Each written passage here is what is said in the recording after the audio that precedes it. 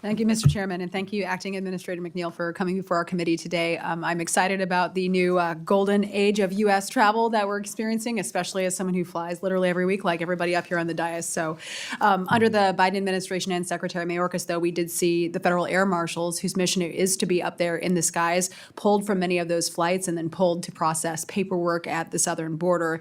I think it was a reckless decision. It got rid of a critical layer of aviation security, but it also left American travelers more vulnerable at heightened times. So can you speak to how the Trump administration is reversing course on those policies and how vital the Federal Air Marshal Service is to preventing those threats and keeping our skies secure?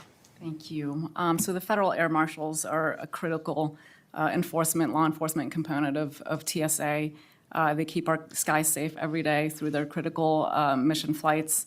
And also their surface operations. This is going to be even more and more important as we embark on big undertakings like welcoming the world in for the World Cup in 2026 and the Olympics in 2028.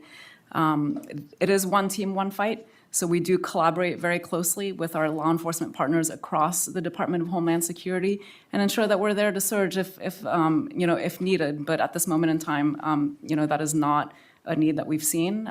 We stand ready and without kind of, impacting our ability to conduct our aviation security mission. Yeah, well, I'm certainly glad to see them return to the mission they are supposed to be doing. I also want to discuss how your agency's skinny budget request notes its intention to reduce the total number of TSA officers in line with the president's directive to cut wasteful government spending. Following up on my colleague's question, are there some specific technologies that, in particular, once this is in motion and once those technologies that they could be deployed to help make a better customer experience?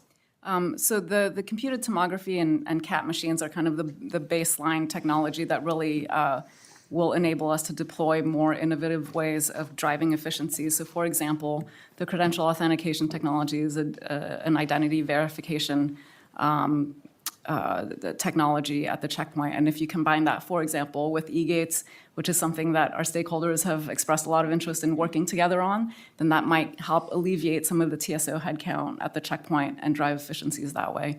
With the computed tomography machine, you could envision a day where we're driving algorithms that help with threat detection more effectively, more accurately, and where the TSOs are looking at images that alarm only and not need to look at every image that comes through. That would significantly help with throughput and capacity at the checkpoints. Awesome. Well, again, thank you to your amazing team at the Eastern Iowa Airport, where I fly out of every week, and I appreciate all the work you're doing. Thanks for coming before the committee. Thank you. Thank you, Mr. Chairman.